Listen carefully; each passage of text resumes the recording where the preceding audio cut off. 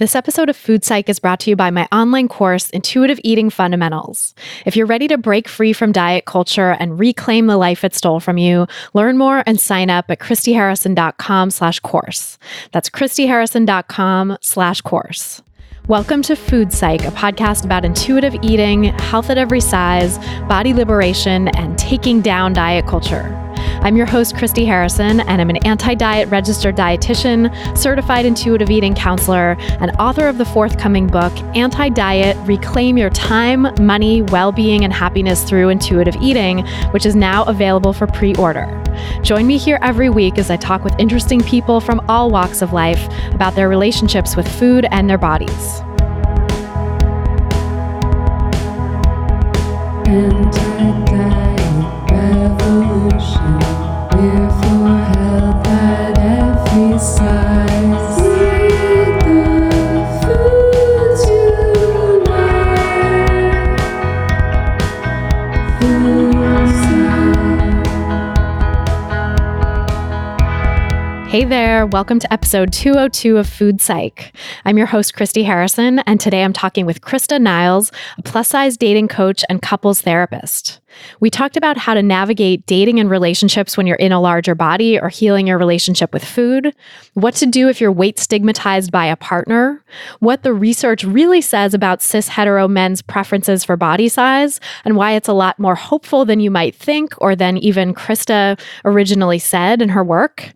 Some of the differences that Krista experienced between being in straight relationships versus queer relationships, and so much more. It's a great conversation, and I can't wait to share it with you in just a moment. But first, I'll answer this week's listener question, which is from a listener with initials NV, who writes, I've gotten to the place in my life where I'm trying to be very intentional about body kindness. After a lifetime of culturally inherited criticisms about my curvy and ever-changing body, I finally realized the immense shame I was carrying and have been working through these challenges with a counselor. When I'm with my husband, my friends, etc., I typically feel great. The issue is when I go back home to be with family, or I'm otherwise surrounded by people from my past, i.e. people who bring on this critical body-shaming lens. It's when I'm with them that I notice I spiral into body-shaming thoughts, envy others' quote-unquote healthy lifestyles, which I would otherwise see as disordered eating, orthorexia, or exercise addiction, and ultimately leave with much lower self-esteem. What are some strategies for coping when you're surrounded by people who are immersed in diet culture? So thanks, Envy, for that great question. And before I answer, just my usual disclaimer that these answers and this podcast in general are for informational and educational purposes only and aren't a substitute for individual medical or mental health advice. So yeah, I really hear you on the challenge of this, on being with people who are immersed in diet culture. And I think probably most people listening right now have some version of this question in their life. So you're definitely not alone here. The first thing I would say is that it's really helpful to have an anti-diet ally with you if possible when you go to visit these people, or maybe text or email with or call your anti-diet support person for support if they can't physically be there with you. You mentioned that you have a husband, Envy, so I'd recommend talking to him about these issues, right? Talking to him about your recovery from diet culture and from this disordered thinking about food and body stuff, and get him on board to help you sustain your recovery. So Kylie Mitchell talked about this in episode 98. You can hear that at christyharrison.com/098. And she talked about how she has a code word that she and her husband say with each other whenever they hear diet culture commentary or spot disordered eating behaviors when they're around family and friends. So they use the acronym EDB, which stands for eating disorder behavior, but you can make up any word or phrase that speaks to you and that you and your husband can remember and can easily say to call out diet culture whenever you see it or hear it. You can also take some time every day that you're spending with these triggering people to reconnect with your anti-diet community online. Whether that's by listening to this podcast, maybe bookmarking some episodes that you find particularly helpful, or following me and other anti-diet activists on Instagram, or reading blogs or books that help remind you of your body acceptance values and the things that you're working on. So it might help to keep a note on your phone with links to all of these resources so that you can access them easily. Just a link at the top, like read in case of emergency or something, and then all the links below to everything that could help you reconnect with those values. I'd also recommend journaling as soon as possible after being with these people who trigger you, and specifically writing down whatever diet culture statements and behaviors they made or did, and then responding to those statements or talking back to those behaviors from an anti-diet perspective. So this is an activity that I do in my online course and with my coaching clients, and I find that it's really helpful for people in those moments when you feel yourself getting pulled into the diet mentality. Because even if you feel like you're just going through the motions when you write out your anti-diet responses and you're not really feeling them, you're not feeling convinced by them in the moment, just the simple act of responding from a different perspective helps create some distance between you and diet culture. And practicing responding over and over again helps with what's called cognitive restructuring, which I think I talked a little bit about with Davinia Noel in the last episode, actually. But cognitive restructuring is rewiring the neural pathways in your brain to think in new ways. So that's a really helpful practice, is just taking kind of a mental note of what people are saying. You could even jot it down in your phone when you have a quick moment. And then once you're away from the people or at the end of the day, sit down with your journal or sit down with a word processing program or a note on your phone and just write back to those thoughts and practice that anti-diet response. And then finally, something that would really help, I think, here is setting boundaries with these people. So you might not feel close enough with all of them to do this, because setting boundaries does require a certain amount of knowing the person and feeling comfortable with the person. But with the people that you are close to, you can tell them that you don't want to talk about anything to do with food, exercise, or body size. Set a boundary around those topics. And you can tell them why if you're close enough with them or you feel safe with them or not, depending on how comfortable you are in the relationship. But if you do tell them why you're setting these boundaries, I'd recommend keeping it to I statements like, I'm working to heal my own relationship with food and exercise, and talking about these topics is triggering for me right now, rather than making it about them and how they're stuck in diet culture, even though they totally are. And that's like an accurate characterization probably, but just making it about you and not about them, so that it's not a fight, so that they don't get defensive and feel compelled to fight back, but making it just like, here's what would be helpful to me. And a really important part of boundary setting is reinforcing those boundaries that you've set after you set them. So that's going to mean probably reminding the person of what you said, or even changing the subject or leaving the room if they bring up those topics, just giving them some sense of, hey, I noticed that this boundary I set was violated, that you violated this boundary, even if you don't say it in those words, but like, hey, remember I asked you not to talk about this stuff, or I'm just going to go and get a drink in the other room or whatever, or just getting up and doing it, right? And finally, speaking of boundaries, this might sound like really woo-woo and out there, but I have a mentor, one of my mentors, who taught me this little boundary setting practice before going into any situation with a difficult person, where the practice is like mentally envisioning creating a force field around yourself to ward off the other person's energy, the difficult person or people's energy, and to keep your own energy safe and protected inside. This mental practice is especially helpful when you're dealing with someone who ignores or deliberately violates your boundaries, like a really difficult, maybe toxic kind of person with really toxic energy that you can't totally avoid for whatever reason, right? Like a difficult family member or a coworker or someone that you're going to have to see from time to time, just because of the circumstances of your life. Because obviously the most helpful approach with people who are difficult and challenging and toxic to you is not having any contact at all. And if you can choose to do that, that's awesome. But sometimes you can't avoid contact. So when that's the case, you can at least go into the situation with your force field on. And that really just means going into the situation with intention and awareness of your own boundaries. Because that visualization of putting the force field on helps remind you and sort of give you a tangible reminder right before you go into the situation that you're focusing on your boundaries and you're going to honor your own boundaries and protect yourself. So I hope that helps answer your question. And if you want to submit your own question for a chance to have it answered on an upcoming episode of the podcast, you can go to christyharrison.com/questions. That's christyharrison.com/questions. And then if you want to ask me any question you want and have me answer it a lot more quickly than I do here, you can join my online course, Intuitive Eating Fundamentals. The course helps you recover from diet culture and relearn intuitive eating without turning it into another diet, as so many people tend to do. And it's so normal in diet culture to do that when you're first starting out. Plus, I do an exclusive monthly Q&A podcast where you get to ask your own questions and listen to hundreds of answers I've given to other people already so that you can work through really anything that comes up in your intuitive eating practice. When you join, you also get access to our private community forum exclusively for course participants so that you can have daily guidance from me and my team, as well as hundreds of other great people who are on this intuitive eating path with you. A participant named Kathleen recently posted in the forum, "Thank you so much for this space and the very clear guidelines.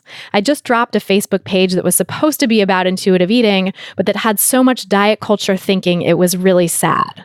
Glad to be somewhere that's truly affirming of the journey."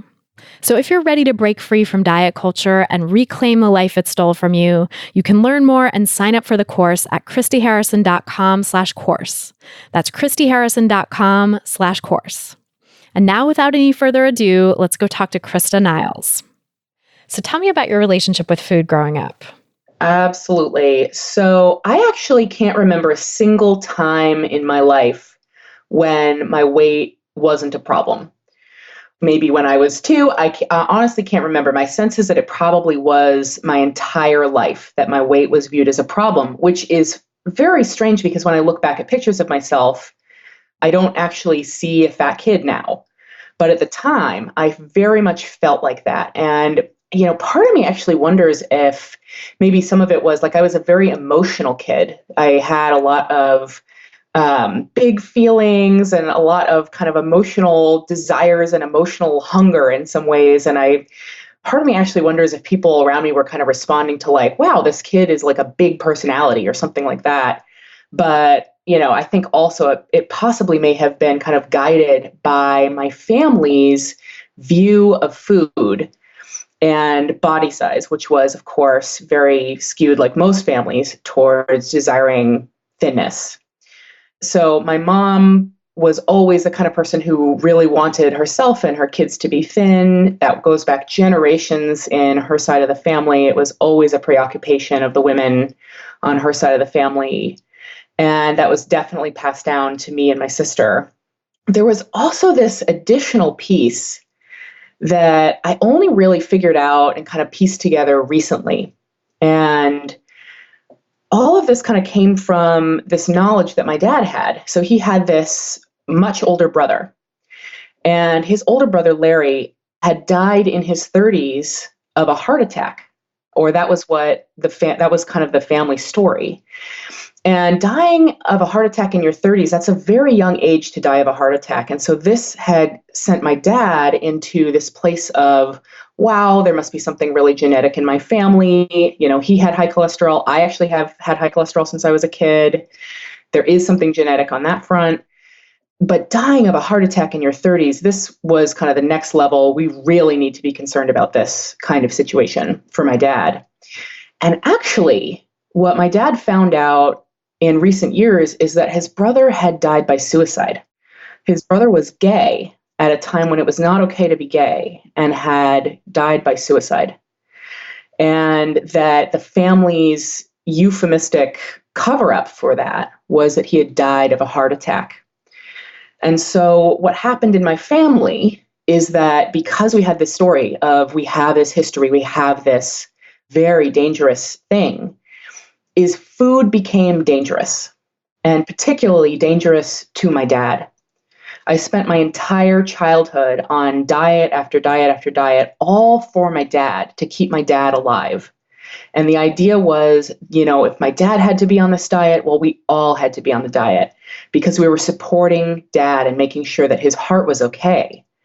And I remember at 7 years old, the whole family goes on the Dr. Dean Ornish diet. I don't know if you're familiar with that. Yeah, yes. Classic sort of low-fat 80s and 90s, and still I think is around today, but it was very popular then. Yeah.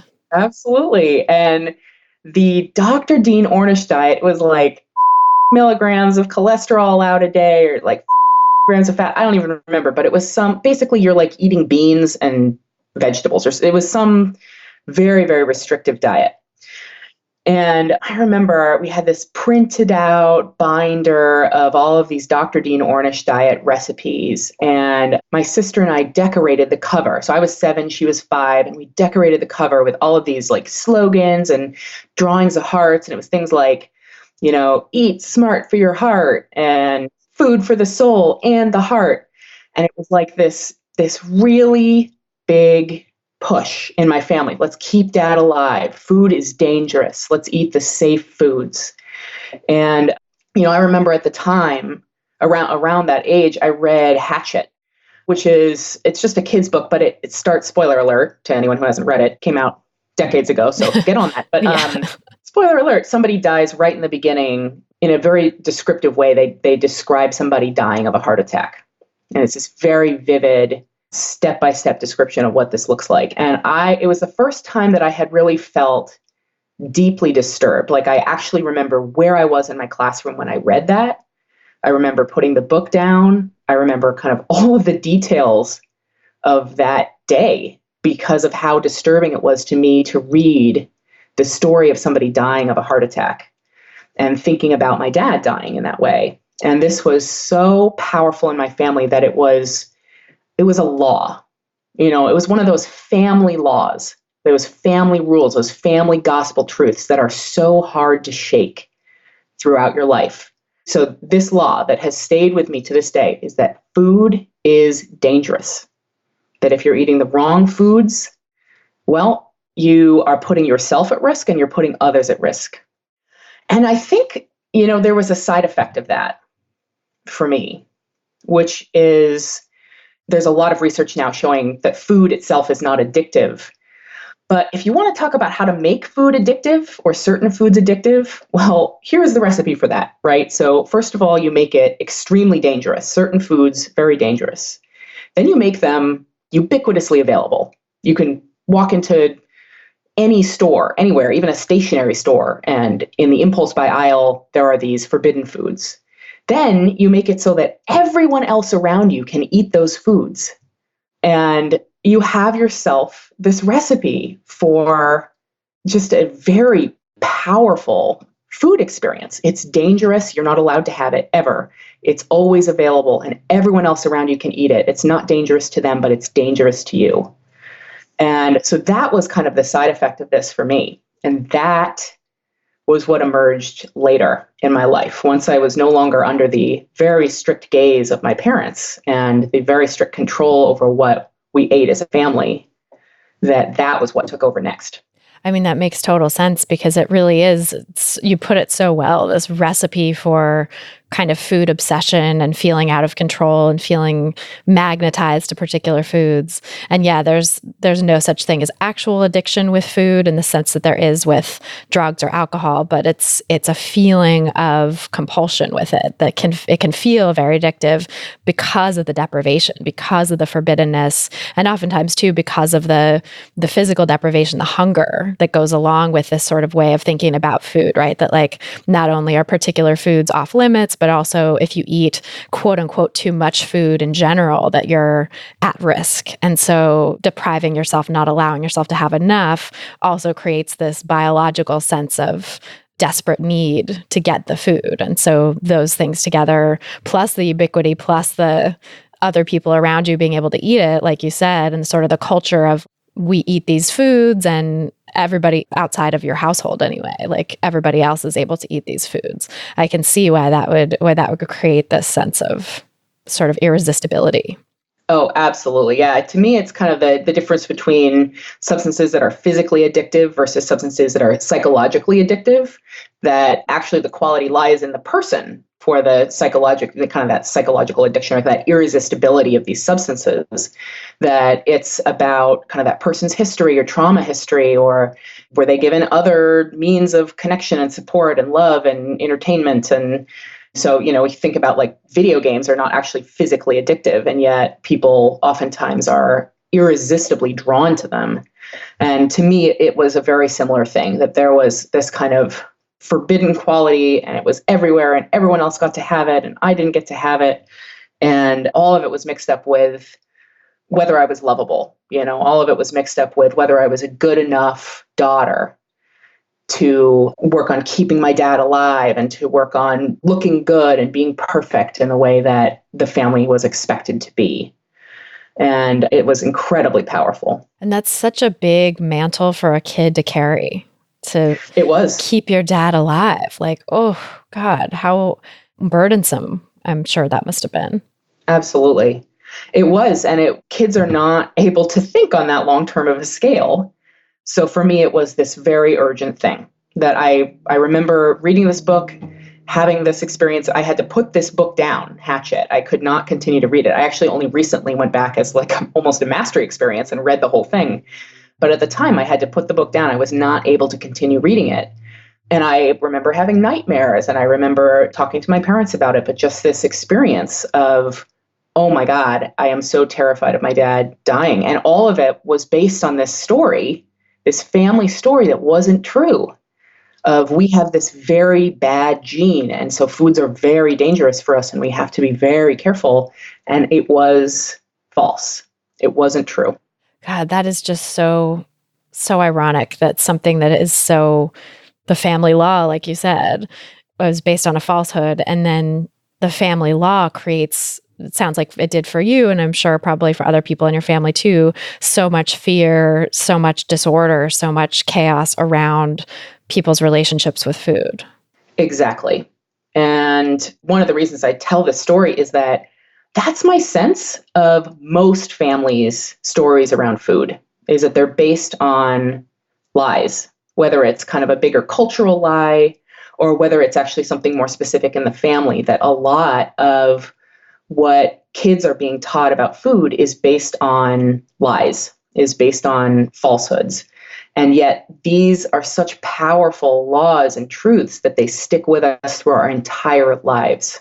And especially nowadays too, I think it's getting worse and worse as the food movement becomes more mainstream. This whole idea of trying to indoctrinate kids into quote unquote healthy eating to prevent quote unquote childhood obesity. Blah, like absolutely this made up scourge of the so-called obesity epidemic that is now literally harming people and creating the problems like heart disease, diabetes, the things that it purports to prevent. It's actually putting people at greater risk of those things because it's making people weight cycle. It's stigmatizing people for their weight. And we know that those things independently have those effects. It's also making people really disordered about food and creating chaos in their mental health and well-being. Exactly. It's just, it's heartbreaking. And it sounds like for you, that sort of mandate to be like the good girl and toe the line with food was very present throughout your childhood. Did you ever start to rebel or experiment with eating the quote unquote off limits foods in childhood, or was it really not until you left the house? Okay. So yeah, you had that. Well, exactly. It was funny. I was a little bit famous among my friends' parents for needing to be fed whenever I was at their houses. That, I had this one friend whose mom was a nutritionist, actually. My guess is she probably helped people lose weight, but for some reason she was always feeding me. They had this like snack drawer and we would do like midnight snacks and we would do donuts on Sunday. And, the snack drawer was never off limits. Like we could go and we could have like a red vine and, cookies and watch movies. And like there was kind of this like abundance of food that was shocking to me. And they would always kind of laugh at me a little bit. It's funny because it might sound like warm and friendly, but it actually, I think they were kind of making fun of me a little bit because I was like the kid who always needed a helping of dinner. So I kind of found these ways when I was out of my parents' supervision to eat. One thing that I remember was being at lunch on the playground, and I would do manual labor in exchange for treats from other people's lunches, and their parents would pack them extra treats for me because they knew that I was going to ask them for treats. And then my friends would like make me go get their favorite tire for them or make me save the swing or kind of whatever it was, because I never had anything good to trade. I had these like, now, it sounds delicious to me, but at the time it had these like whole wheat, whole grain bread sandwiches with, tomatoes and hummus on them or something like that. And they had like their white bread, peanut butter and jelly sandwiches with the crust cut off and mint Milanos. And, so they kind of had these like forbidden foods that I was never allowed to eat. And so I never had anything good to trade. So I would trade manual labor in order to be able to get treats every once in a while. Oh, you're so resourceful. It's I like, sure was. it's really adorable and heartbreaking at the same time. I know. Oh, and it's fascinating too that the other kids and their parents even knew that you were like desperate for treats, and that created the forbidden quality of those foods in your family, really created that. Right. Yeah. Later in my life, as a social worker, I was working with a young child, and I took her to the park, and I took my eyes off her for like 1 second. I was like checking my phone or something like that. And when I looked up, she was going around to all the parents of other kids at the park and begging for food. And she had experienced food deprivation. And I just kind of had this momentary recognition of like, oh my gosh, I used to do that. That was my experience too. And I never experienced food scarcity, like financial food scarcity at all. But I kind of had this kind of resonant experience with this kid who had experienced tremendous food scarcity in her family, even though it wasn't a financial need that had caused the food scarcity that I had experienced. Right. I think that's so fascinating, that similarity. And I talk about this a lot too, like the trauma of scarcity, the trauma of deprivation, whether it comes from legitimate food insecurity and financial food insecurity, or from diet culture and having diet culture, especially imposed on you from a young age. It can create so many of the same symptoms and reactions to that deprivation. And it can be really indistinguishable from diet culture reactions, and diet culture trauma can be indistinguishable from the trauma of food insecurity. And so even though I think a lot of people, I had one of the early readers of my book, I wrote a book about diet culture, and it's going to be coming out in January. So I know, I'm so excited. Yeah, thank you. Yeah, so I had a number of friends who are journalists, and people read it before I even sent it to my editor.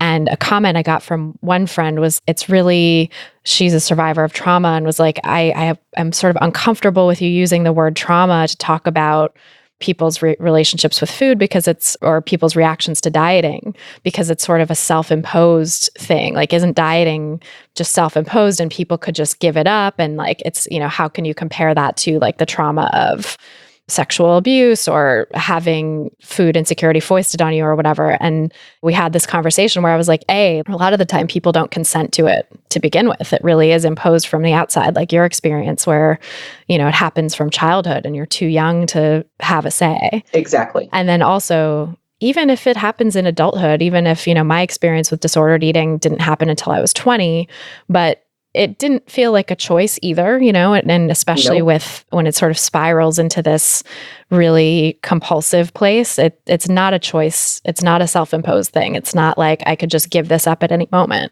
Right. It actually feels necessary for so many reasons. And there's a lot of, especially for larger bodied people, there's so many cultural and systemic reasons for that too. Exactly. Absolutely. Yeah. I don't think I would describe it as a choice for anyone that I've worked with, either in my private practice or students in my course or for myself. I don't think that I've encountered anybody where it was like, just stop doing this. It's very ingrained. It is programmed into us from a young age. And those, especially coming from family messages, those kinds of things are not easily forgotten. They stay with you forever. I know I used to say the phrase self-imposed deprivation sometimes, and now I try to avoid saying that because it's really not self-imposed at all. There's so much imposing it on us from all kinds of, families and systems outside of ourselves. Right, exactly. So what was your relationship with food like as you got older then and could start to make more of your own food decisions? Oh, yes. It spiraled into just a very wild place. It felt wild to me at the time. It felt so out of control. And initially what was confirmed for me was that, yes, food is dangerous. So I remember freshman year of college, I remember specifically this time that my roommate had got these Chips Ahoy, like a bag of Chips Ahoy, and she wasn't in the room. And I was like, okay, well, she won't notice if I just have one. So I, sneak across the room and take one cookie. And then, before I know it, I'm back and I've taken two, and then I've taken a handful. And then, oh my gosh, I've eaten the entire bag of Chips Ahoy. And, I was like, okay, well, I just ate all of her cookies. So I have to now bike over to the student store to buy more Chips Ahoy and then eat the right number of cookies and make it look like I didn't eat any of these cookies at all. I just remember thinking, this is insane. Like you cannot physically stop yourself from eating food if you are in a room with it. And that was just true all the time. If there was a forbidden food in the room, I was going to eat all of it all the time, because there was a sense that it would very quickly become unavailable to me again, that I was going to have to go on a diet or stop eating it, or it was going to be taken away from me and it was no longer going to be available.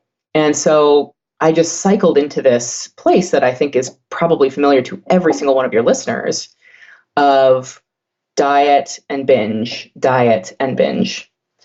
And I stayed there for about 1.5 years. And then a roommate of mine who had a very severe eating disorder and was seeing a therapist, she got me a referral to an eating disorder specialist who was just the most helpful person. Actually, I'm still seeing her to this day. I've been working with her for almost 2 decades now. It's crazy. So I got this referral to this amazing therapist who at the time, we didn't have intuitive eating or HAES or any of that. It was called demand feeding. And so she followed demand feeding from these kind of 2 books, Overcoming Overeating and When Women Stop Hating Their Bodies, which were by these 2 therapists, Jane Hirschman and Carol Munter. Sorry about that. So I kind of started following some of the principles from this, and it was almost instantaneously freeing. I mean, like I think about kind of the clients that I've worked with in my private practice who haven't really been ready to start to step outside of diet culture. And I think about that I must have been just like the easiest client to work with around this, because I think my therapist was like, have you ever thought of not dieting? And I was like, tell me about that. Like, let's do that. Like, I was just like 100% primed for it, because I was stuck in this place of, why do I need to be doing this? Why do I need to keep cycling through this? Isn't the binging connected to the dieting? I just had this sense that something was really off. And so that kind of started this journey that I have been on for several decades now of moving towards, it wasn't called body positivity at the time, but towards, body acceptance, body positivity, radical self-love, and self-acceptance at any size. That's amazing that you got connected with a therapist who practiced in that way so early, because I feel like it was rare back then. I mean, there are certainly pockets of it. And are you from the Bay Area originally? I know you're based there now. I am. So yeah, and I'm actually from the Bay Area too, but out in the New York City area now. But I grew up there as well, and definitely I feel like there was a lot of more education around eating issues there than there was, and HAES developed in the Bay Area to start for the most part. Right. But still, it's considered a pretty radical, not super mainstream type of practice. So I can imagine back then it was probably very rare. That was initially my struggle with it. I kind of had this feeling of like, okay, what my therapist is telling me feels really right, but nobody else follows this. Like, nobody else thinks this way. I remember coming home from a therapy session and just, giving my mom this book of When Women Stop Hating Their Bodies. And my mom's a huge feminist, and saying, oh my gosh, Mom, look at this. I found a better way. Like, let's do this. Let's, live this way instead of living how we've been living, and getting completely brushed off. And at the time, I did not understand. I think I spent several years actually trying to convince her that this was the right thing to do before I ultimately completely gave up. But I spent a long time feeling very isolated in this, and not knowing that there was an entire community growing around this completely outside of my awareness at the same time that I was struggling with it completely alone. So thank God for Facebook, because that was ultimately what connected me to this larger body positive movement down the line. Oh, that's amazing. But it sounds like you kind of struggled in your own isolation for a while then, because Facebook didn't come around until like 2007, 2008, something like that. So, yep. I mean, I also had something of a complicating factor, which was that at 21, I went to the hospital with really severe abdominal pain, lasted 3 days. And they were kind of like, oh, we don't really see anything. We see some fluid maybe around your ovaries. And so anyway, they kind of ran a few different hormonal tests. And sure enough, I came up, as much as you can test positive for this, testing positive for polycystic ovarian syndrome, which is it's like a hard thing to test for. It's like you might have elevated levels of certain hormones, and sometimes on an ultrasound, they can see cysts on your ovaries. Yeah, we just probably when this episode comes out, we'll just have had an episode about PCOS talking about this stuff and how difficult it is to diagnose. And I actually shared in that episode that I was misdiagnosed as having PCOS, and I don't I don't fit the quote unquote profile, because it's usually stereotypically diagnosed in larger bodied people, but my doctor at the time was kind of ahead of his time because this was back in like 2004. I was 23, and he said, you don't really fit the typical profile, but you have a few of these elevated, like testosterone's a little high in ratio to estrogen, even though it's not clinically high, and a few ratios of things, plus the fact that I wasn't getting a period and I had cysts on my ovaries. He was like, well, we'll die, it looks like PCOS. And much later, came to realize that it wasn't actually PCOS. It was disordered eating. It was hypothalamic amenorrhea. It was overexercise and undereating, and the restrict binge cycle that I was on that was suppressing my weight and causing my body to have these hormonal responses to that. And nobody picked it up because I was never emaciated. Everybody was like, oh, you're healthy. You look healthy. You're fine. Didn't really ask me about my eating or my movement. Not that I would have necessarily told them then anyway, because I was very wedded to the disordered behaviors at the time. So it just went under the radar. And then this other diagnosis came in that seemed like it explained the hormonal piece. And then I also got really interested in like gluten and the whole burgeoning gluten-free movement that was happening then. And so that I took to explain some of the other symptoms I was having, which were also related to the disordered eating, like fatigue and low energy and brain fog and all the nebulous kind of symptoms that people tend to explain, and especially now are explaining with quote unquote food sensitivities. And, it was just so easy for all of it to get sort of swept under the rug or to be attributed to these other things instead of seeing the real cause. Right. But then there's also the piece, and we talked about this on that episode, where there's the sort of rarer case like I had where you get misdiagnosed with PCOS. But then there's the more traditional, very common case where people who actually have it don't get diagnosed or get misdiagnosed with something else, or it takes years or decades to get diagnosed. So exactly. I mean, it sounds like you got picked up relatively early. I don't know, but I did. And basically it was presented to me as, oh, you have PCOS. That sucks. You might have a hard time getting pregnant down the line. And that was kind of the end of that. But what happened to me over the next 5 years is I gained over pounds. And it's interesting because I've talked to a number of medical professionals about this kind of, as I go into the doctor, I'll say, I had an ovarian cyst and then I gained pounds. And universally their response is, well, you must have always been overweight.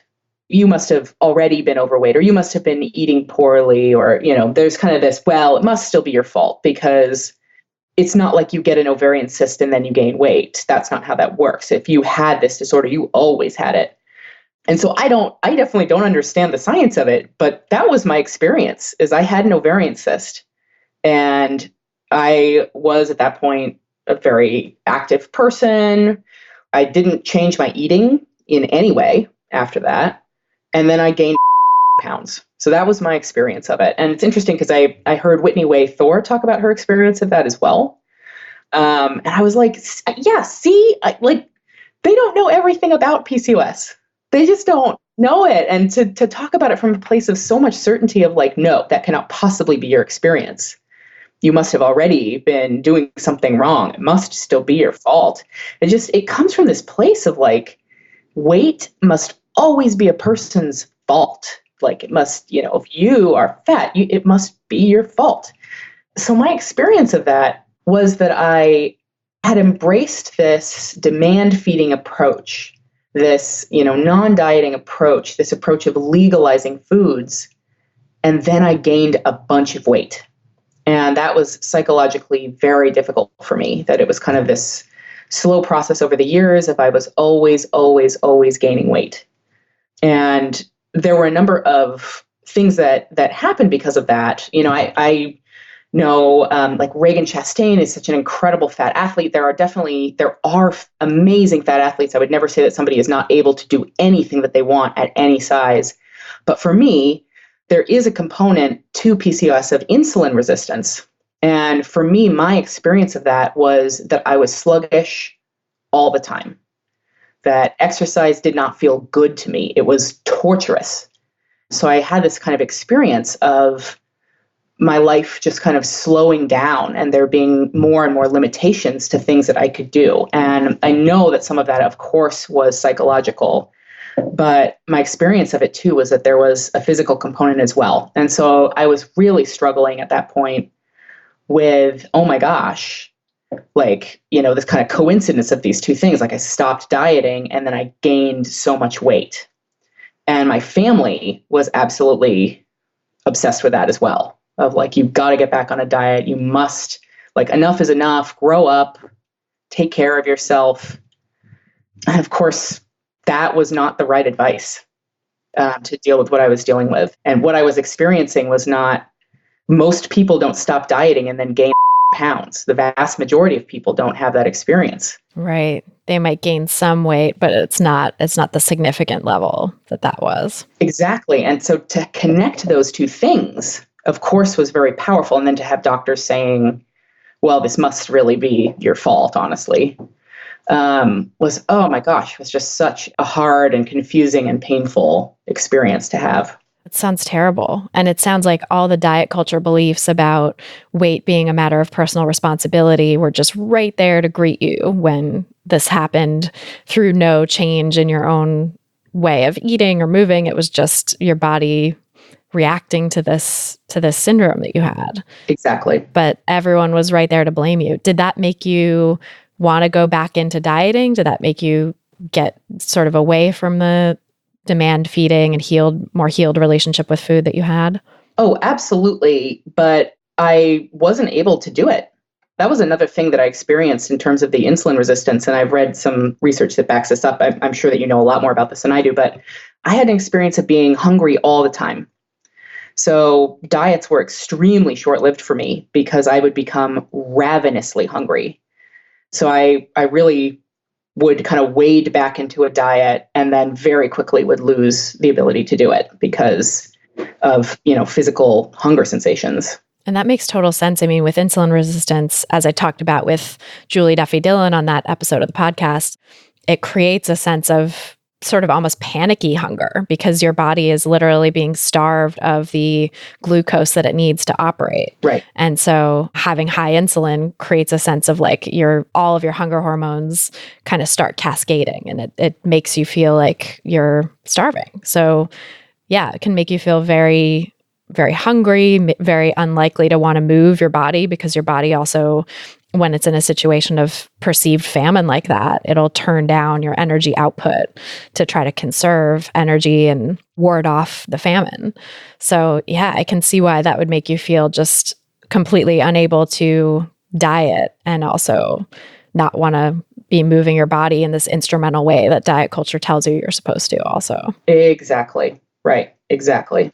And, essentially kind of the place that I've had to come to with all of this is essentially a place of acceptance. I spent so many of those 20s and early 30s years trying to find the answer, whether it was within diet culture or whether it was in demand feeding. I mean, even around the time that I was doing demand feeding, I think there was kind of this idea that if you did it right, you would lose weight. Mm-hmm. If you did it right, your weight would stabilize. And stabilize, of course, meant go down, being a quote unquote normal size, or go down. Exactly. That, if you were overeating, you probably were eating more calories than you should. And so you would lose weight over time. And so not having that experience to me was very confusing. And then kind of coming into this place of acceptance of, oh, not everybody has that experience. Most people don't have that experience. Most people have been artificially starving themselves below a set point weight, or maybe it's just some people. I don't know if that's a correct statistic, but a lot of us are probably starving ourselves below our set point weight. And I think that's likely that it's most people, honestly. right. I mean, I don't know, but so many people are stuck in diet culture that it makes a lot of sense that people are artificially suppressing their weight. But yeah, I see that all the time with intuitive eating also, that people are sold this idea that if you do it right, quote unquote, then you'll lose weight. And that's just not true. And that's just not what intuitive eating really is about. That's not what health at every size is about. That's not, there's the people who sort of try to straddle the fence between diet culture and intuitive eating / demand feeding / whatever it is, where they say, yeah, if you do this right, you're going to lose weight. But that's still diet culture. That's still the same belief system that got us here in the first place. And what's going to get us out of that is not more of the same. It's going to be something totally radically different. And thankfully, there are people offering that alternative now. There is intuitive eating, there is health at every size, that is a framework that's radically opposed to being co-opted by diet culture. But there's still so many people out there who are selling that idea and making people feel like they're doing something wrong when they gain weight. When in reality, like you said, it probably is most people. I don't know, because I don't think we have statistics on that either, but I'd be willing to bet that most people who do intuitive eating or demand feeding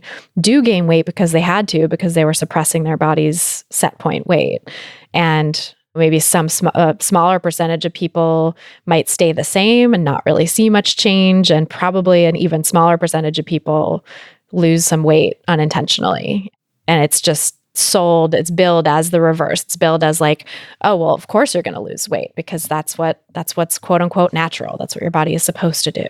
Exactly. Because all good bodies are thin. Like, Right. It's still rooted in this supremacy of thin culture and the kind of the white supremacy piece about white bodies being the best. And there's just so many complicated cultural layers in that of like, thin bodies are the best. Therefore, if you're eating right, you will have a thin body. Mm-hmm. And if you start eating right and you are fat, then of course you're going to end up in a thin body because that's what's quote unquote right. Like, ugh, it's horrifying. So how did you start to get to a place of acceptance then with all of this? I think it really was this experience I had in 2015. A friend of mine posted a blog post by the Curvy Fashionista, and I read it and I was like, the Curvy Fashionista, who is this? And it sent me down this rabbit hole of, oh my God, there's this entire world out here that I was like trying to do on my own. But like, there's all these bloggers who have been doing this for years, who have been publicizing this message and living this life. There's new books on it. There's new books coming out every month on this. There's these incredible original fat activists who are still super active and really well known. And it was the most eye-opening thing. And also, I remember around the same time, Tess Holliday being on the cover of People magazine was a huge turning point for me, because I think what I had feared is that, as much as I loved my therapist, I feared that I had kind of stumbled onto like a cult. I feared that I had kind of stumbled onto like a small group of people who had these very strange beliefs, but they weren't really true or based in anything. And what I saw was that mainstream culture was like, yeah, fat people exist too, and maybe could even be thought of as beautiful, and maybe we shouldn't ignore them. And just having this experience of like, oh, a fat-bodied person is on the cover of a huge magazine was really life-changing for me too. And I just started following. This is what I recommend to anyone who is new to body positivity, is follow every body positive blog account that you can. Follow all of them on Facebook, on Instagram, on Twitter. Just absolutely inundate yourself on whatever social media you use with body positive accounts, because there is something that happens unconsciously that starts to shift things for you without you even realizing it. And you have to do, obviously, the conscious work on top of it, but there's this unconscious piece that is so powerful. And then kind of along with that, of course, unfollowing any blogs or accounts or anything that supports weight loss and that supports diet culture. And just surrounding yourself with images of beautiful, amazing, not beautiful, like beauty doesn't always have to be everything, but just fucking bodies that look like yours. Surrounding yourself with that is such a powerful change. And so that was really what shifted for me. I think the Adipositivity Project with Substantia Jones was a huge one, just looking at picture after picture after picture of fat people hanging out, fat people naked, fat people like embracing their partners, fat people eating something. This was revolutionary for me. And Virgie Tovar, of course, Virgie Tovar is amazing. Writing was absolutely paradigm shifting for me, and Jess Baker's work was paradigm shifting for me, and Sonia Renee Taylor's work was paradigm shifting for me. And there were just so many amazing women in this space who were doing the work, who were putting the work out there and publicizing it. And it was just an absolute explosion of new ways of thinking and community for me that I hadn't experienced before. Oh, and that community piece is so huge because, like you said, I mean, I've heard this from so many clients and people in my courses and stuff too, where they're like, it's just so hard and so isolating. And I do sometimes feel like I'm part of this weird cult that's swimming upstream, and wouldn't it just be easier to swim downstream with everybody else? And, right, to be able to find that community that is larger than just you going through it with your therapist, and to see that other people have been there and sharing their perspectives on things, I think is so healing and so powerful. Absolutely. And so in the middle of kind of having this experience is when I started to get the idea for the course, because I was seeing in online forums and online courses and Facebook groups, I was seeing people posting these questions about dating. And all of them were questions that I had when I was dating as well. At that point, I had already met my amazing partner, but I had so many questions. I had spent years not dating, waiting to feel ready, waiting to feel like I was the right size or more acceptable. And I had this idea for the Curvy Cupid course to create this course on dating at any size that was specifically aimed at plus size women in order to provide information and support and coaching and then community as well, to shift people away from this idea that you have to be a certain size in order to be worthy of love. I'm curious how your experience as a therapist played into all of that, like, and also your own experience of dating. Sort of how did that look and how did that unfold for you? Yes. So one of the things that I was working on with several clients at the time was dating. So in my psychotherapy practice, they would come in each week and, I'd give them a tip here and a tip there. And have you tried this app? And, oh, well, how about, thinking about it this way and let's change your mindset. And what I was noticing is that none of it was effective. That if people had a real block around dating, that coming in each week into therapy and trying to quote unquote work on it was almost ineffective.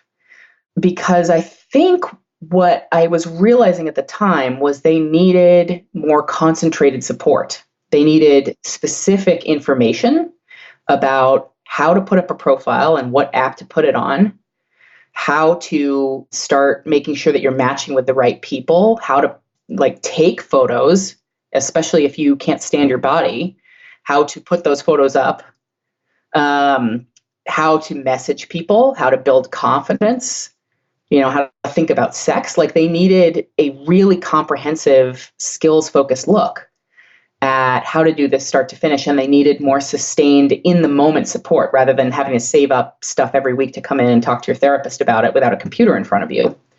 So I was like, well, it's got to be a course, it has to be a course. And so I kind of started putting this information together and I put some people through it. I beta tested with some people and had just awesome results and was like, yes, this is so exciting. And that was kind of how it started. That's awesome. And you said that you had gone through your own experience of dating prior to that too. Yes, What was that like? And sort of what did you learn from your own experience that you brought into the course? absolutely. Well, I had a lot of the same experiences that many of my students had. So oftentimes my students describe experiencing not wanting to date. And I went through years of that in my early 20s, I was not dating because I was not the right size. So I did that. I have students who encountered fat fetishists. So I definitely encountered a fat fetishist at one point who said something super creepy to me, and I had to end a date in the middle of the date because this really weird, like icky thing had just been said to me. Oh. I had this experience of going on dates with people who weren't interesting. So like people I was not interested in, because it felt a little bit like this is as good as I can get. And that's something that a lot of my students describe as well.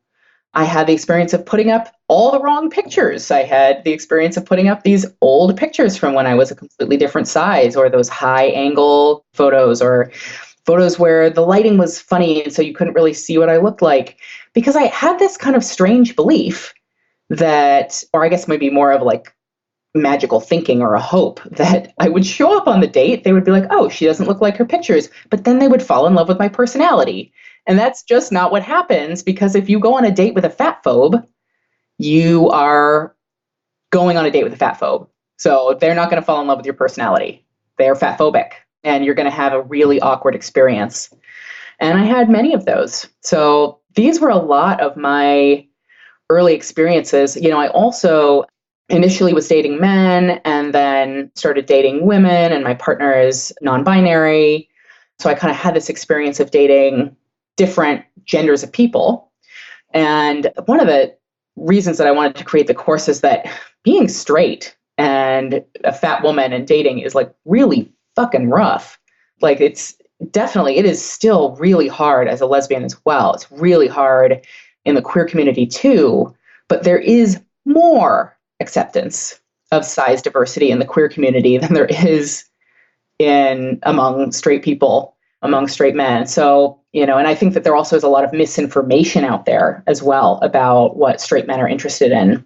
So I wanted to create the course as well to help people find out what the actual information was. This was another thing that was happening at the same time. As I was kind of conceptualizing the course, I started doing research into what actually helps people be successful with dating, into, what men in particular, the research has been done around men because that's what we value most, I suppose. Patriarchy, yep. Right? Patriarchy. What do men find attractive? That is our most interesting question, right? So there's a lot of research about, are men attracted to plus size women? And the answer is yes. But things that I would never have guessed, things that I would have absolutely made these incredibly, wildly incorrect assumptions around. And I was like, man, if I'm doing it, other people are doing it too. So as I was actually gathering information and research and putting it together for this course, I was pretty blown away by what some of the statistics say about dating. Yeah, what are some of those statistics? I think one of the most important ones is that BMI, body mass index, does not correlate with marriage rates. You are not more likely to get married if you are thin. That one seems to me to be very important, because that is one that oftentimes my students come into the course having a huge misconception around. That there's this idea that thin people are more likely to meet the person they're supposed to be with. Actually, there is some evidence that people who are on the thinner side of the spectrum have more sexual partners. But most of my students aren't coming into the course being like, I want to have as many sexual partners as I possibly can. If that's something that people value, that's fantastic. Like, go for that. Don't let that statistic stop you. But oftentimes people are coming into the course because they want to find their person.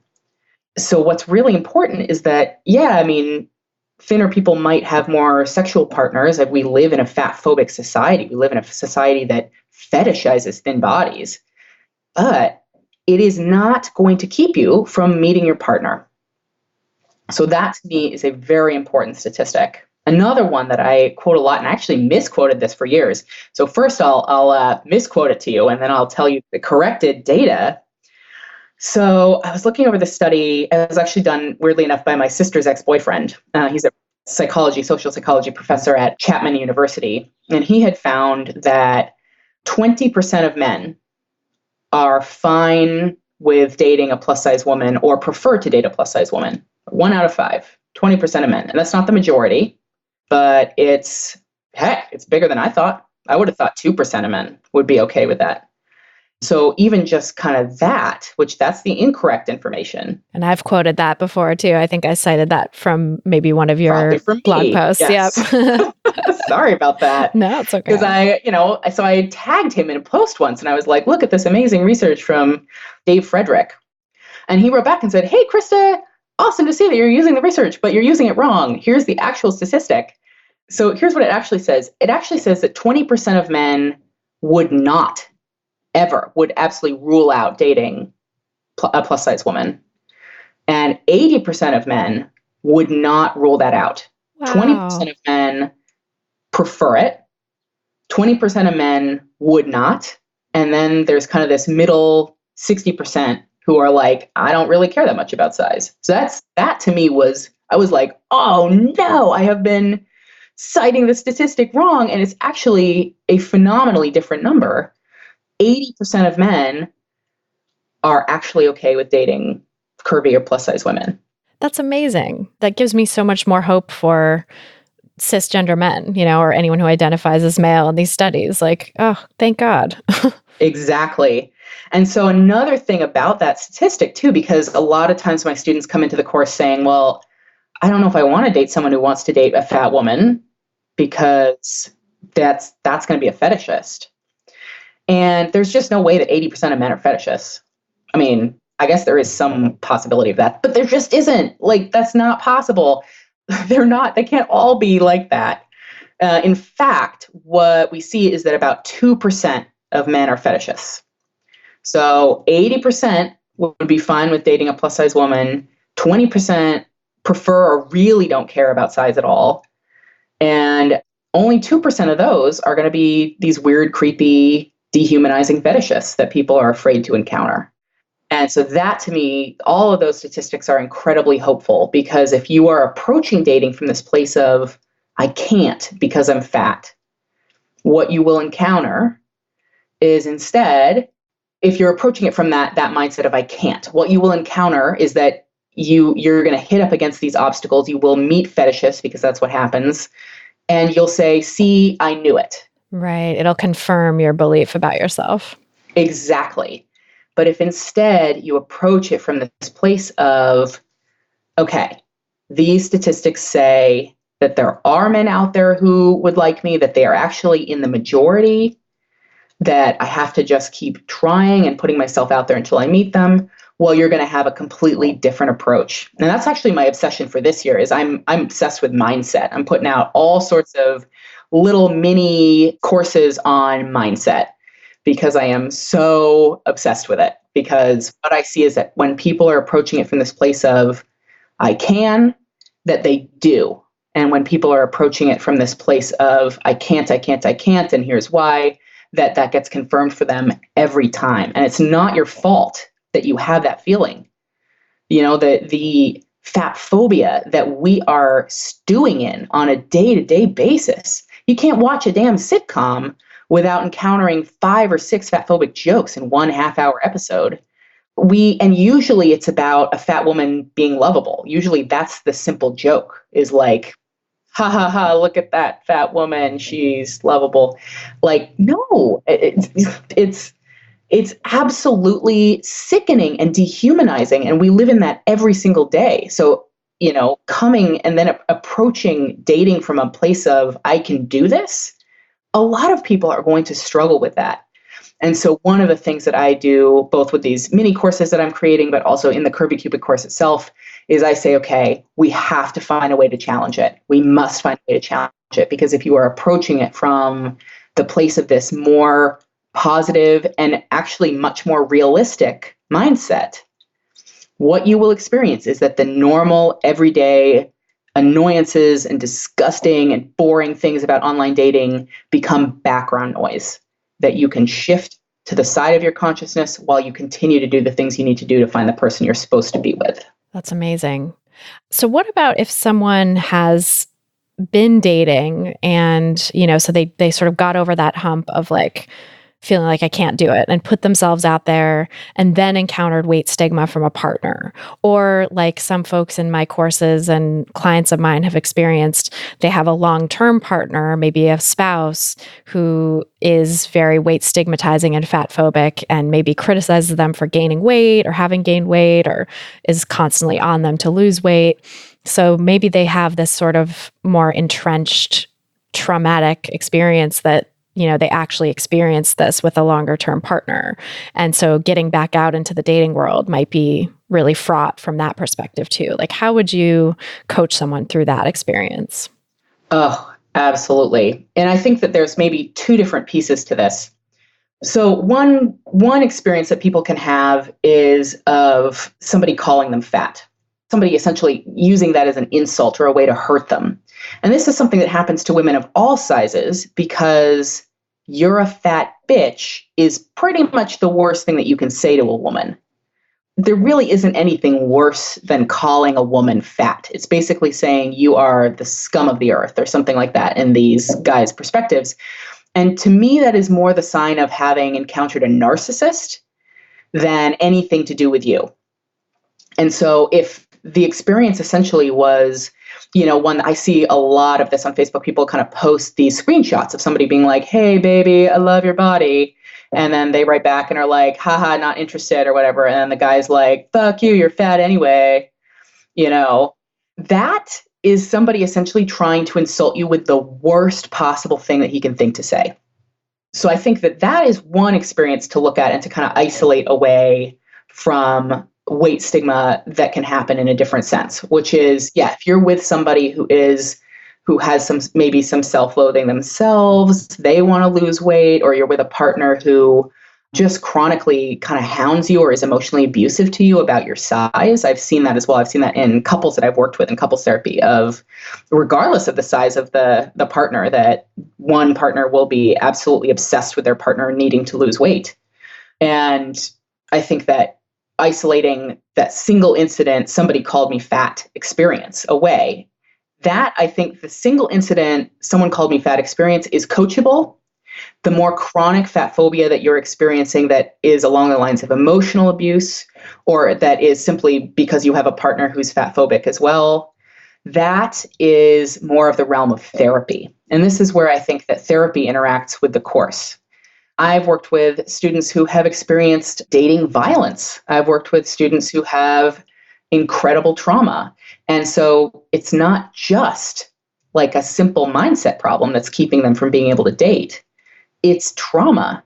It's having been in an emotionally abusive relationship. And so that, I think, takes this more chronic work from somebody who can help them to explore that, to dive into it, to put their arm around it, to accept it, to fight against it, who can kind of help them do that much more complicated work on a more ongoing basis.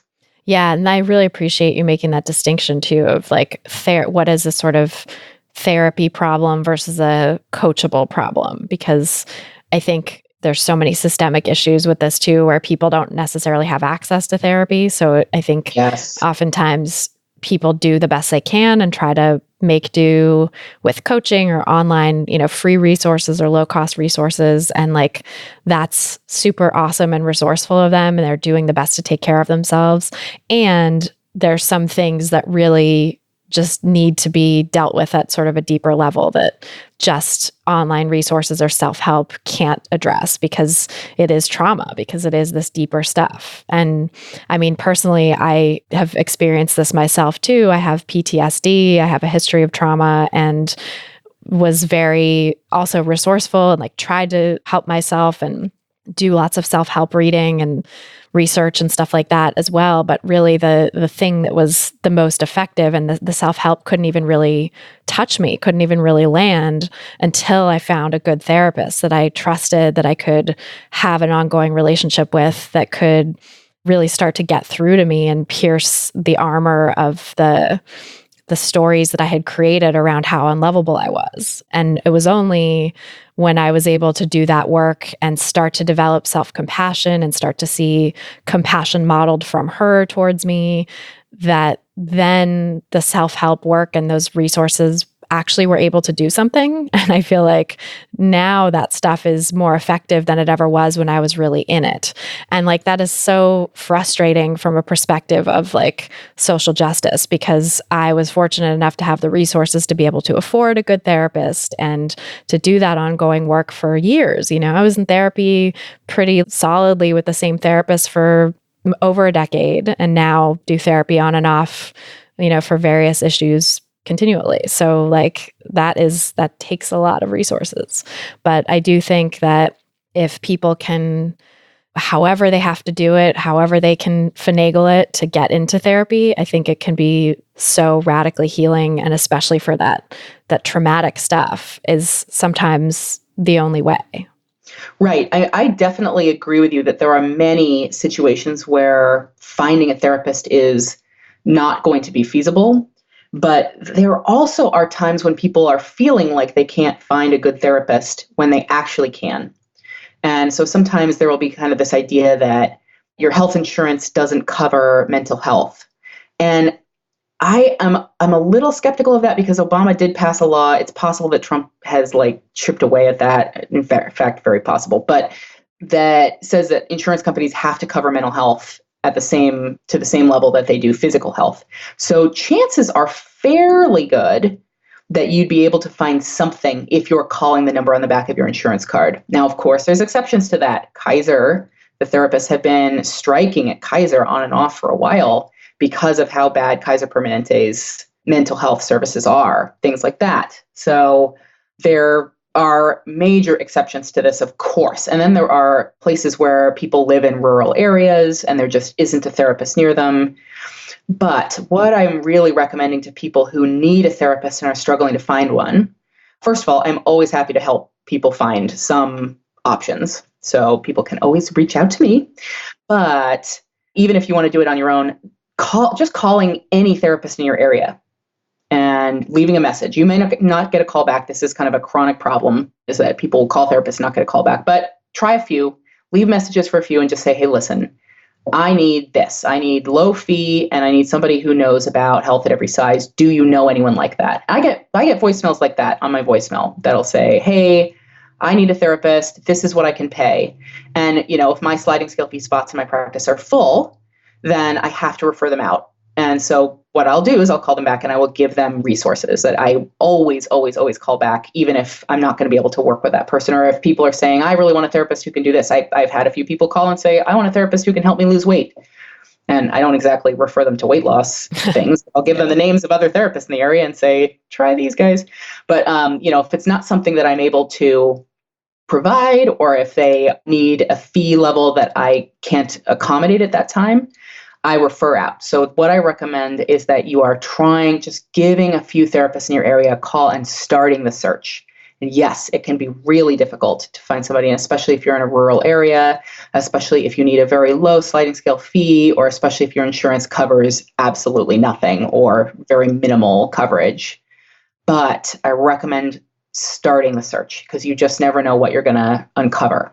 That's great. I love that. And I think it's true that if you leave messages for a bunch of therapists, yeah, maybe some of them won't call you back, but maybe one will, and they'll have a resource for you and it'll be amazing. And I know from my own therapy too, that my therapist didn't specialize in eating disorders. And she even told me later that it was something that she never sort of saw herself specializing in or really wanted to pursue. But I came to her, and as our work together unfolded, it became very clear that I was struggling with disordered eating and that was an area that I needed help with. And she was able to rise to the occasion and to sort of follow my lead on the resources that I was finding and the support that I needed, and started to learn about intuitive eating through me. So it's possible with the person who's a good fit for you emotionally to maybe bring them along in some ways towards the health at every size perspective. Not always, because there's definitely those therapists out there who just have their own diet culture conditioning, so blocking them from being able to to do that work, to make that connection with their clients, and they'll, sort of push it away. But I think there's probably a lot out there who are open to it too. Yes, I absolutely encountered a number of therapists in my journey to find the right therapist who were very body negative, very food negative, who would recommend things like Overeaters Anonymous, things like that. And I would just move on. It just wasn't for me. So it can be quite disheartening, but you can just fire your therapist like right away. It's totally fine. Therapists get it. Like, it doesn't hurt our feelings, or if it does, then that's our thing to figure out. But, if you see somebody and they just have completely the wrong perspective for you, you fire them and you move on. And you can even ask them for referrals, which you might not want because they sucked. But, you can always ask them for more names. Therapists are just, we're not insulted by this stuff. We don't take this personally. We want clients to find the right therapist for them. So do not ever feel afraid of firing your therapist. Just do it. Just do it. Just call them up and say, I'm not coming in and I would like some referrals. That's fine. I've done that so many times. It really was such a journey to finding the right therapist. Yes. So yeah, that's awesome. These are such helpful tips. And I love everything you said too about dating. I feel like it's just so refreshing to hear that, especially from the perspective of cisgender straight women who are looking to date men. Like, that cisgender men aren't actually as terrible as we've been conditioned to believe by the probably, whatever that 20% is who is like, I would never date a plus size person. Probably those folks are the ones that have poisoned the well and made everybody think that cisgender men are so fatphobic and terrible. But it sounds like, there's a lot more out there who are really open-minded and would love to see where it goes with someone in a larger body. So that's cool. The thing to remember too is that you don't need everyone to like you. In a culture that fetishizes beauty and that fetishizes thin bodies and that is absolutely obsessed with thinness, thin women who are dating, and especially like kind of, I'm putting air quotes around this, but conventionally beautiful thin women who are dating are encountering so many people who want to be with them. And what I have experienced too in my psychotherapy practice is working with some women who, and I don't mean to say that people who aren't conventionally attractive can't encounter this too, but conventionally beautiful, thin women can get stuck with narcissists very easily because they are bombarded with narcissists who want to be with them. Because to a narcissist, a conventionally beautiful, thin woman is a trophy. That's proof of their manliness and their masculinity and that they were able to get somebody this beautiful, or whatever, the fuck it means. And it's dehumanizing, but it's what they're looking for. And so oftentimes you just aren't getting the same like screen out that people in larger bodies can experience online. Being in a larger body, weirdly enough, is screening out a decent number of fat phobes without you even realizing it. That people are looking at your photos and just being like, I can't date a fat person. And that's really shitty. Like, fuck them for thinking that. But at least you don't actually have to talk to them. Right. So, I think that knowing that, because there are some disheartening statistics out there, things like the profiles of Black women get clicked on significantly less. Profile photos of Black women get clicked on significantly less than photos of women of other races. That's absurd and so racist. And yet, Black women absolutely find love through online dating. It's one of those things where it's like, that's a horrible thing. I don't even like to harp on those statistics because they can be so disheartening. But just because something is less frequent or less likely to happen, what's happening is that a bunch of racists are actually screening themselves out by not clicking that profile photo. You're screening out some racists. Some of them will still get through, but a bunch of them are screening themselves out. So that's another way to think about it too, is that you don't need everybody. You just need one person to work out. You don't need everybody to be wild about you. You want to start with a giant pool of people. That's why I'm always recommending much more popular dating apps rather than size-specific dating apps. You want to start with the largest pool of people possible, but you don't need every single one of them to like you. You don't need every single one of them to be a good fit. You just need one. Yeah, so the idea that you should be getting inundated with messages and that if you're not, you're doing something wrong And I can also see how it'd be very tempting. And I know I did this myself back in the day, even though I've always been in a smaller body, but when I was dating, I was still recovering in my body image and my relationship with food. And especially at the beginning of my sort of concerted efforts at online dating, was like very, very ashamed of my body and would only post photos in which I looked thin, or I, looked what I deemed to be thin enough.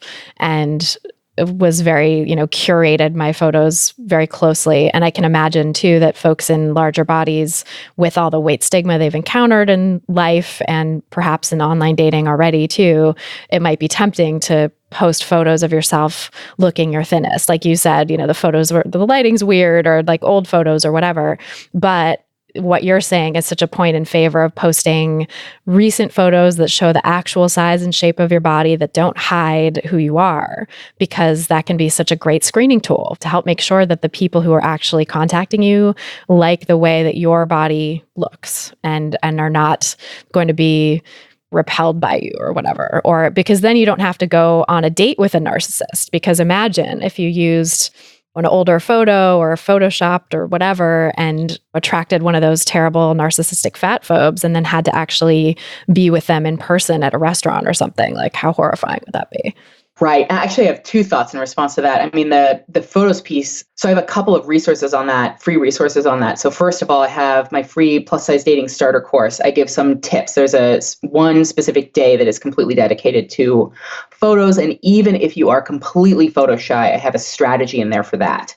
So we talk about how to schedule photo shoots. I'm actually doing one this afternoon. I have a photo shoot scheduled, not for dating, but for, business purposes. But scheduling photo shoots, getting somebody to come with you and take photos. You don't have to get a fancy photographer. Just have a friend with a camera phone. Come take photos of you doing something that you love. And those are your dating profile photos. You don't have to overthink it. You just get people to kind of follow you around and take photos of you doing things that you love.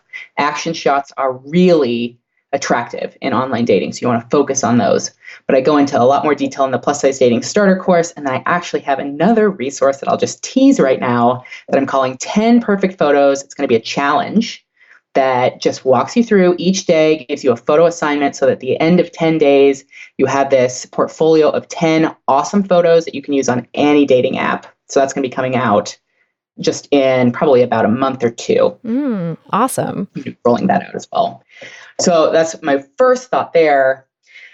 A second thing, you had kind of mentioned like putting up a profile and you're not getting, you're kind of not getting any messages. And that was actually something that I was startled by when I started the course, that people had a lot of questions about that, which is not something I should have been startled by, but I was a little bit taken aback because for me, I never cared about what messages I was getting when I put up a profile.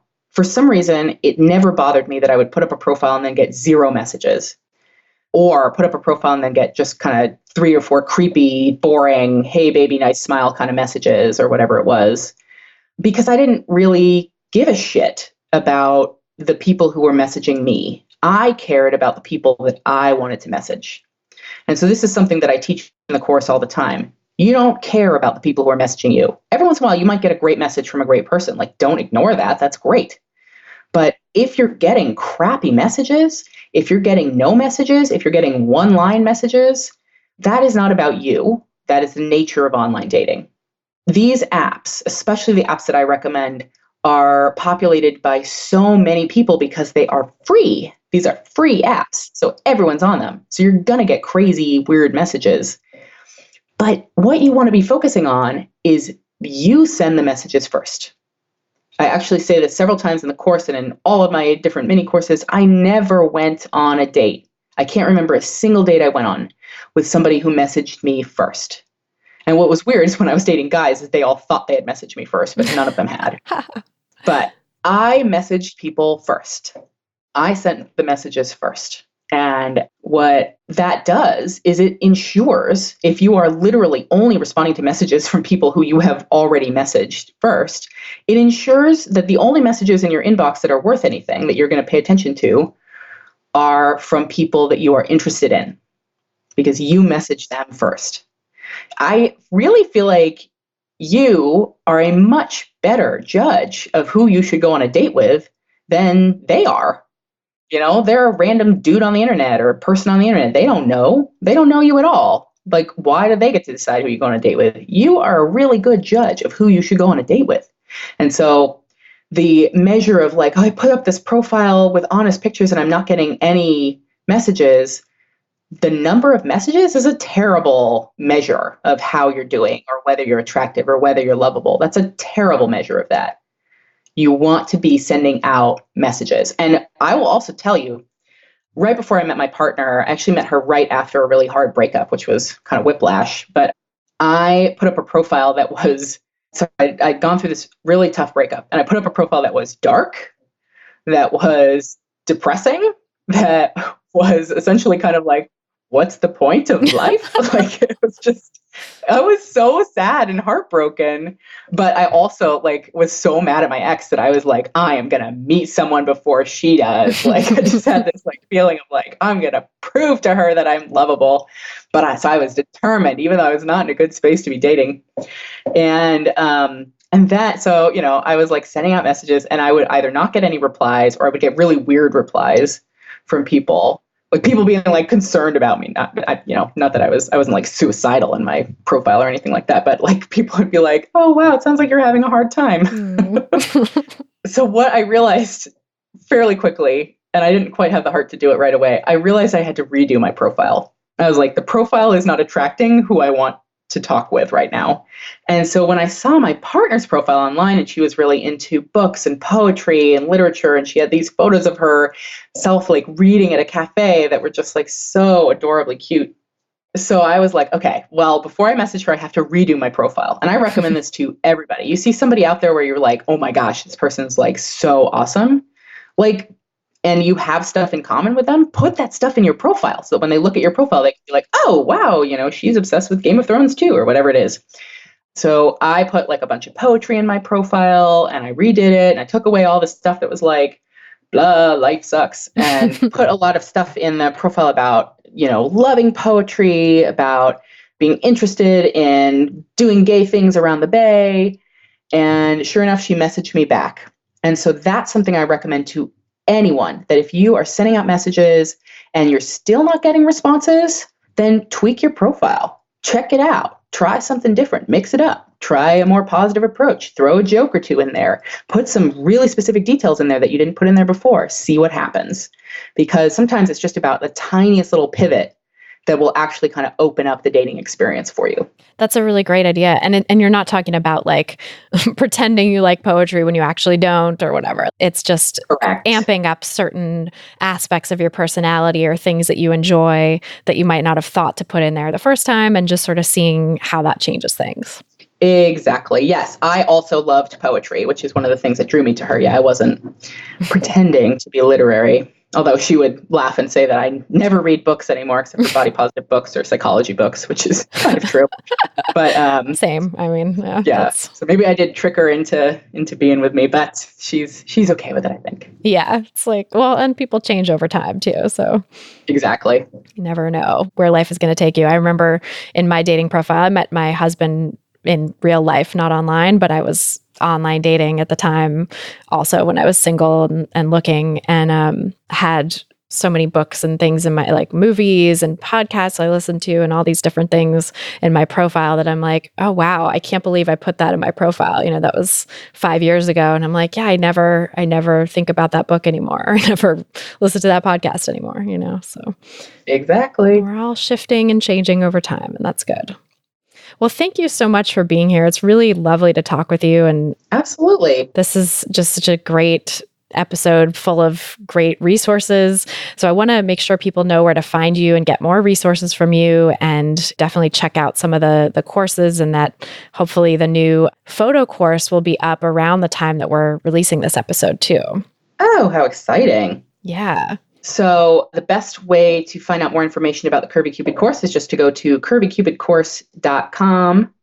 And there you'll be able to just sign up right away for the plus size dating starter course, which is my free starter course. I think it's a great place to kind of get started with some of these tips. And if you have zero going for you dating wise right now, if you have no profile up, you don't like online dating, that's a great place to start, because it's 7 email days So it's kind of 7 emails over 7 days that just walk you through each step of getting started with this process. And then I also have a couple of mini courses up there, and then the Curvy Cupid course is available for sale as well. So you can kind of check all of that out at thecurvycupidcourse.com. That's great. We'll put links to that in the show notes too, so people can find it easily and check out your work. Perfect. Thank you so much for being here. It's been a real pleasure talking with you. Absolutely, Christy. What an awesome experience. Thank you so much for inviting me. So that's our show. Thanks again so much to Krista Niles for joining us on this episode, and thanks to you for listening. If you're looking for some practical tips to help you get started on your own anti-diet path, grab my free audio guide, 7 Simple Strategies for Finding Peace and Freedom with Food. Just go to christyharrison.com/strategies to get it. That's christyharrison.com/strategies. If you've gotten something out of this podcast, please just take a moment to go subscribe and review it in your podcast provider of choice. You can go to christyharrison.com/subscribe to see all the places where you can do that. That's christyharrison.com/subscribe. To get full show notes from this episode, including all the resources we mentioned, plus a full transcript, you can go to christyharrison.com/202. That's christyharrison.com/202. And to get the transcript, just scroll down to the bottom of the page and enter your email address. This episode was brought to you by my online course, Intuitive Eating Fundamentals. If you're ready to make peace with food, break free from diet culture, and reclaim the life it stole from you, learn more and sign up at christyharrison.com/course. That's christyharrison.com/course. A big thanks, as always, to our editor and engineer, Mike Lalonde, our community and content associate, Kimmy Singh, and our administrative assistant, Julianne Watasek, for helping me out with all the moving parts that go into producing this show every week. Our album art was photographed by Abby Moore Photography and designed by Meredith Noble, and our theme song was written and performed by Carolyn Pennypacker Riggs. Thanks again for listening, and until next time, stay psyched.